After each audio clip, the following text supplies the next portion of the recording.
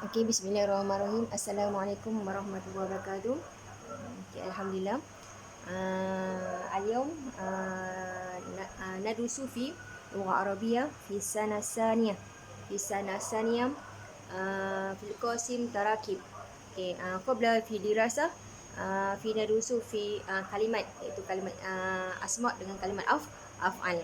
Okey, untuk kalimat asma' dan af'al dah kita dah hafal dah. Okay, sekarang masuk nadkhulu fi tarakib. Okey. Saya maklum tarakib kismah ini terbagi pada dua, iaitu tarakib idofi dengan tarakib na'ti. Okey, untuk tarakib idofi kalimat dia ada dua kalimat. Kalau kalimat asma' satu kan. Kalau tarakib dua kalimat. Okey, kalimat yang digabungkan daripada kalimat isim. Itu kalimat ini min kalimat isim. So, kita gabungkan kalimat yang pertama, dia ada dua kalimat. Satu, lam tujidu alif lam. Kalimat yang pertama, lam tujidu alif lam. Okay, lam tujidu alif lam. Kalimat yang kedua, kita letak alif lam.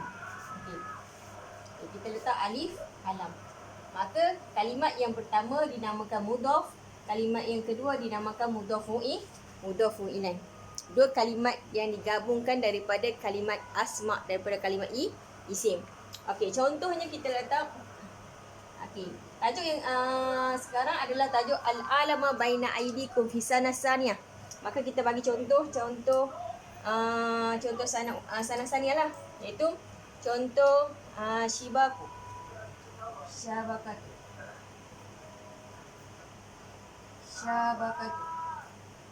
syabakatu tambah dengan internet. Fi ziyadah, tambah dengan al-internet. Okey. Syabakatu dengan al-internet. Okey, dua kalimat isim. Pada asal kalimat kita letak alif lam. Betul? Pada asalnya dia ada tujidu alif lam. Tapi apabila kita digabungkan, kita jadikan sebagai tarakib idofi, maka kita kena hazaf yang pertama. Kalimat yang pertama ni maka kita hazaf alif lam. Maka kita akan baca syabakatul al-internet. Boleh? Itu berkaitan, saya cerita secara umum dulu. Itu berkaitan dengan tarakib idofi. Pastikan tarakib idofi kalimat yang pada asalnya kalimat dua-dua kalimat tujidu alif lam, kalimat isim. Maka apabila kita gabungkan, jadi nak jadikan dia sebagai syabakatul internet, maka kita akan hazaf kalimat yang pertama, iaitu alif lam pada kalimat yang pertama. Yang kedua kita kekalkan, iaitu tujidu alif lam.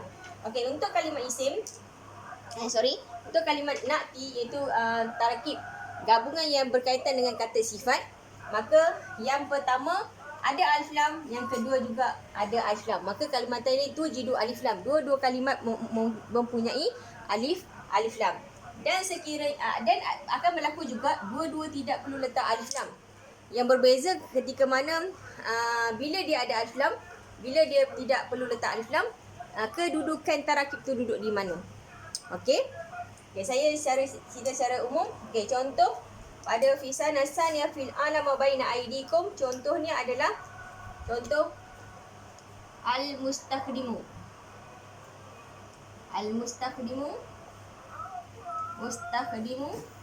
tambah dengan al-mubtadi'u.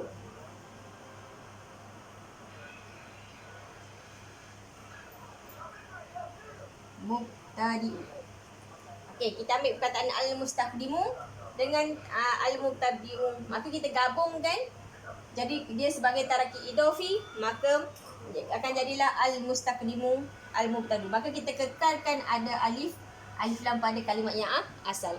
Okey, ketika mana dia perlu alif lam, ketika mana tidak perlu letak alif lam, nanti saya akan terangkan. Ini secara umum.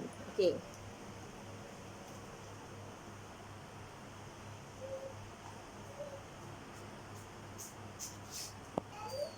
Okey, kita sambung yang seterusnya. Okey, saya khususkan iaitu bahagian tarakib idofi yang pertama. Okey, tadi saya cerita pada umum, iaitu tarakib terbagi pada dua, iaitu tarakib idofi dengan tarakib na'ti. Okey, sekarang kita masuk pada tarakib idofi. Okey, ingat kalau tarakib, tak kisah tarakib idofi atau tarakib na'ti, dia adalah gabungan di antara dua kalimat isim. Okey. Sekarang ni syabaka internet dah saya bagi contoh. Okey, yang syabaka internet ni dia adalah gabungan di antara dua kalimat isim, tapi yang fi raqam isnani salasa arba, dia berkaitan dengan kalimat isim yang digabungkan dengan kalimat domir. Okey, kalimat domir ni dia ada yang mutasil, ada yang munfasil. Maka yang ni yang kita belajar sekarang ni, dia adalah kalimat yang yang bersambung. Dia bukan yang tidak bersambung. Kalau yang tidak bersambung, seumpama kalau maklumah tu kan, maka dia adalah gabungan di antara maklumat. Dan kita ada kalimat isim adalah kalimat maklumat tambah dengan anta. Ini sebagai asal, nanti saya akan cerita secara keseluruhan. Okey, maklumah tu ni yang asal ya, saya cerita yang asal. Macam mana kita boleh dapat maklumah tu kan? Maklumah tu dengan anta. Yang seterusnya al-maklumat, maklumah tu fi ziyadah ma'a anti. Yang ni maklumatukum, maklumah tu tambah dengan antum.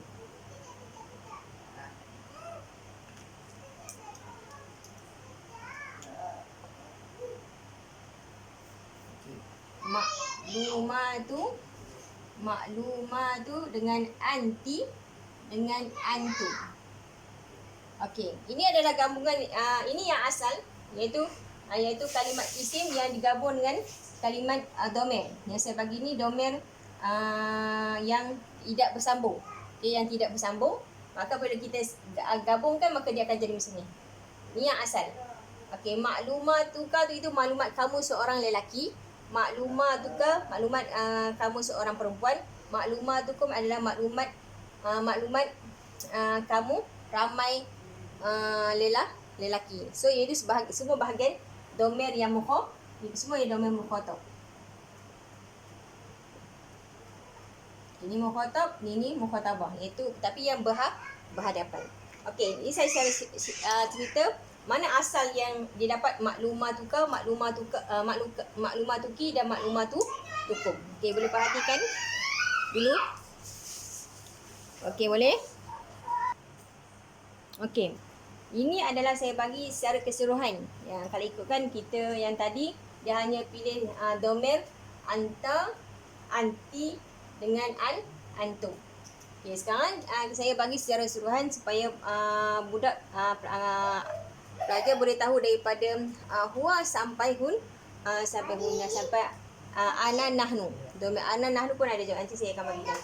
Okey, ini yang warna biru ni semua adalah domir yang tidak bersambung. Maka mana mungkin kalau kita tanya okey, kalau contoh saya kata ma ismu anta. Jarang kita kata ma ismu anta. Kita akan tanya ma ismuka, ma ismuki.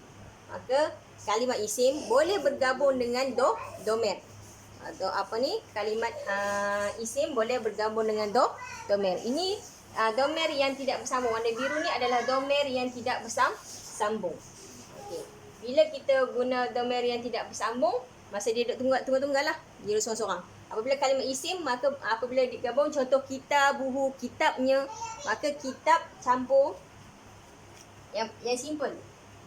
Al-kitabu. Kita kan nak kata kitabnya campur dengan kitabu, campur dengan huwa. Maka kita tak kata al-kitabu huwa, tak ada.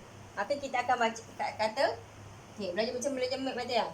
Kitab tambah huwa sama dengan kitabuhu. Kitabuhu. Dah kaedah. Kitab campur dengan huwa sama dengan kitabuhu. So dia bahasa Arab pun ada jalan kiranya, ada kaedahnya. Okey, maka macam yang kita punya contoh untuk tarakib adalah contoh maklumah tukar. Al-maklumat tambah dengan kan. Maka yang asalnya adalah anta. Maka sama dengan jadi maklumah tukar. Okey? Sorry. Okay. Jadi macam ni. Asalnya ada alif lam, al-maklumah tu dengan anta. Tapi apabila digabungkan, maka kita akan hazaf alif lam. Boleh? Maka kita maklumah tukar. Ini yang asal. Maka pelajar kena hafal lah. Iaitu daripada huwa jadi dia punya domir yang bersambungnya adalah hu sahaja. Kalau huma sama dengan huma, hum sama dengan hum, hiya akan jadi ha. Yang lain yang untuk huma dengan huna ni dia akan guna domir yang sama. Domir munfasil dengan mutasil sama. Huma, huma, huma. Hum, hum, hunna, hunna. Yang hanya kita perlu berhati-hati kepada yang ni. Okey. Iaitu huwa domir dia adalah hu, hiya adalah tanpa alif. Boleh? Kalau untuk mufrad muzakkar, maka kita kata hu sahaja. Kalau untuk hiya, katakan ha alif. Boleh? Kalau untuk yang biasa, huma sama dengan huma, huma sama dengan huma. Ini adalah musanna muzakkar, musanna muannas. Jamak untuk muzakkar, hum sama dengan hum, hunna sama dengan hunna. Okey, yang perlu berhati-hati pada yang ni bahagian ghaib, yang ni bahagian mukhatab. Okey, bahagian mukhatab ni lah yang kena berhati-hati sebab dia bertukar terus. Ya, bertukar terus. Contoh daripada anta kepada ka. Anta kepada ka, antuma kepada kuma, antum kepada kum, anti kepada ki, antuma kepada kuma, antuna kepada kunna. Contoh kita kata ma ismuka, apa nama kamu diorang? Kita katakan kuma. Kum tu dia akan jadi maklumatuka, maklumatukum. Kum tu domir dia lah antum. Macam ni juga maklumatuki, maklumatukuma, maklumatukun kunna. Maka inilah ada yang ni semua perlu berhati-hati, iaitu daripada anta, antuma, antum. Untuk yang mukhatab yang bahagian untuk lelaki, anti, antuma, antuna adalah bahagian mukhatab untuk perempuan. Okey, ada dua lagi, iaitu bahagian ana dengan nahnu. Okey, kalau ana domainnya adalah ya. Kalau nahnu domainnya adalah na. Okey, maka kalau contoh kita kata ma ismuka, ismi. Maka kita akan kata ismi, nama saya. Contoh ma ismuka, ismi campur dengan contoh campur dengan anak. Kita nak kata ismi, jawapannya adalah ismi, nama saya. Okey, boleh? Okey, nama saya adalah siapa? Kalau nahnu akan jawab na. Maka ana pun bertukar, iaitu ya, lain daripada ana lah. Kalau nahnu ni dia habis belakang je ni. Maka jadi na. Okey, sekarang kita masuk pada tarakib na'ti.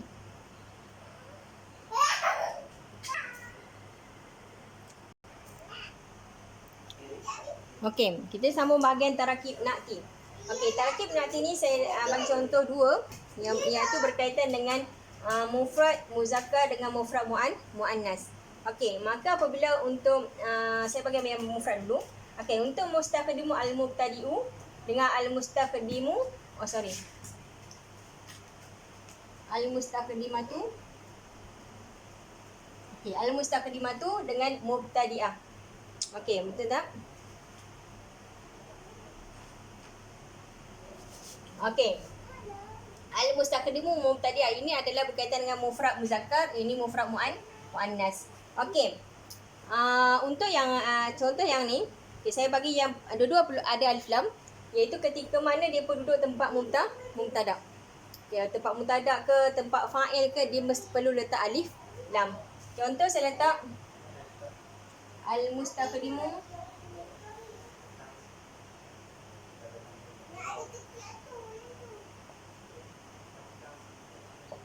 Al-mubtadi'u di mana? Fi maktabati al-madrasati. Kata al-mustakhdimu mubtadi'u fi maktabati madrasati. Okey, ini ketika mana dia dalam keadaan mufrad.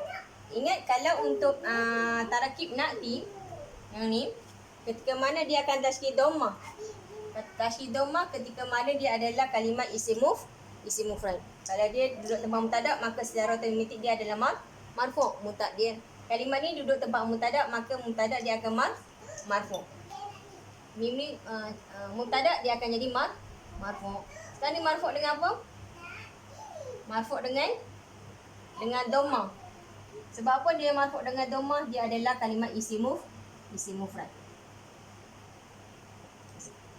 Okey, ini dalam silibus nahwu tingkatan 2. Okey, maka mubtada dalam keadaan marfu' dengan dhammah. Sebab apa marfu' dengan dhammah? Sebab dia adalah kalimat isim mufrad. Boleh? Sebab apa dia tashkil dhammah? Sebab tashkil ni dia akan berubah-ubah ketika mana dia nak kata kalimat ni akan berubah tashkil ketika mana dia duduk tempat siapa. Okey.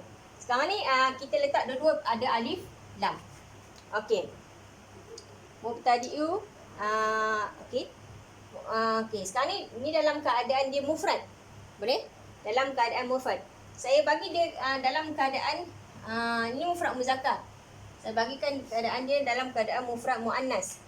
Mufrad muannas, ini mufrad muannas pun macam tu kan, mustaqdimatul mubtadi'u fi maktabati madrasah. Kita boleh guna yang sama, hanya tukar je.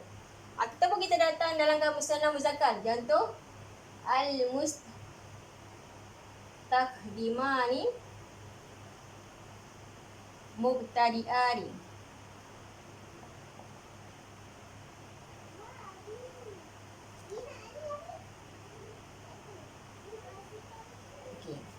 Maka apabila yang depan tu dalam keadaan musanna muzakkar, mustaqdimani mubtadi'ani, maka secara otomatik dia pun dalam keadaan alif nun. Maka dia ikutlah. Kalau yang depan ni ada alif lam, maka yang ni pun letak alif lam. Kalau yang ni muzakkar, maka sini pun mufrad muzakkar. Kalau musanna muzakkar, sini pun musanna muzakkar. Kalau dia dalam keadaan rafa', dia pun dalam keadaan rafa'. Kalau dia tu dalam keadaan lelaki, dia dua dalam keadaan lelaki. Dia akan ikut 4 step. Okey? Okey. Dia akan ikut yang belakang ni, kata sifat ni akan ikut. Kalau sini musanna, musanna muzakkar, maka musanna muzakkar. Kalau dalam keadaan jamak muzakkar salim, kita pun akan tukar dia juga dalam keadaan jamak muzakkar salim. Contoh al-mustaqdimu. Al-mustaqdimuna untuk jamak. Mustaqdimuna mubtadi'una.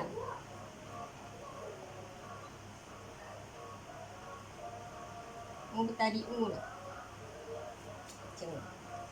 Maka apabila yang depan ni adalah dalam keadaan jamak muzakkar salim, mustaqdimuna, maka sini juga mubtadi'una.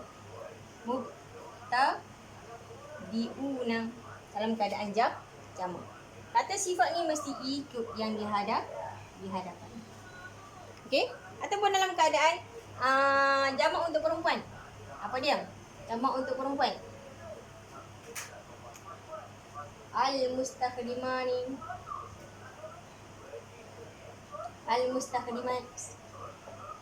Mubtadi'at.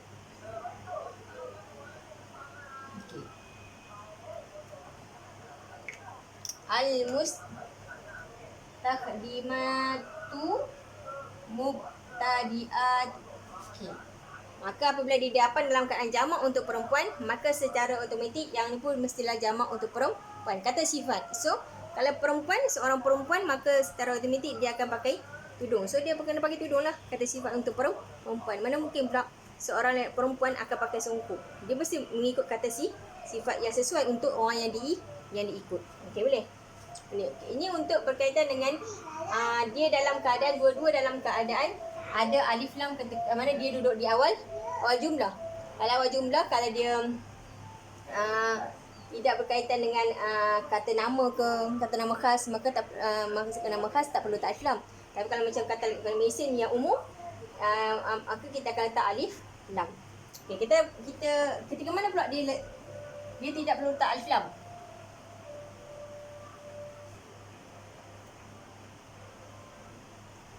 Contoh senang, contoh haza mustakhdimun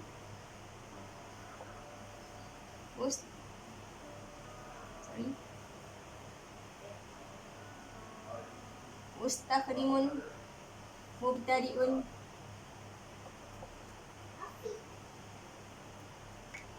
Haza mustakhdimun mubtadi'un. Okey? Haza, ini mubtada, sini duduk tempat khabar, maka khabar tidak perlu letak alif lam. Khabar tidak perlu letak alif lam. Maka haza mustakhdimun mubtadi'un.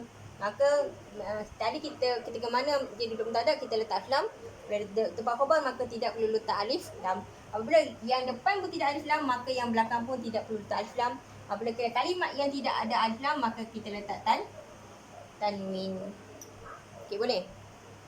Okey, yang ni ada punya tarakib nakti adalah mustakhdimu mubtadi'u, mustakhdimah mubtadi'ah, mustakhdimani mubtadi'ani, mustakhdimatani mubtadi'atani, mustakhdimuna mubtadi'una, al mustakhdimatu dengan mubtadi'atu. Ada 6 kalimat yang berkaitan dengan tarakib nakti. Betul tak? Okey. Boleh? Maka pelajar dikendaki menghafallah kalimat 4 tadi daripada tarakib idafi dan 6 lagi daripada tarakib nakti. Okay, kalimat dia senang sahaja. So pelajar kena hafal sebab apabila kita gabung di antara kalimat asma dengan kalimat af'al dengan tarakib, memang pelajar tapi kena menghafal. Kalau pelajar tidak menghafal, maka secara automatik pelajar tidak boleh membina jumlah yang cantik yang betul. Okey, rasa itu saja berkaitan dengan tarakib. Wallahu a'lam. Assalamualaikum warahmatullahi wabarakatuh.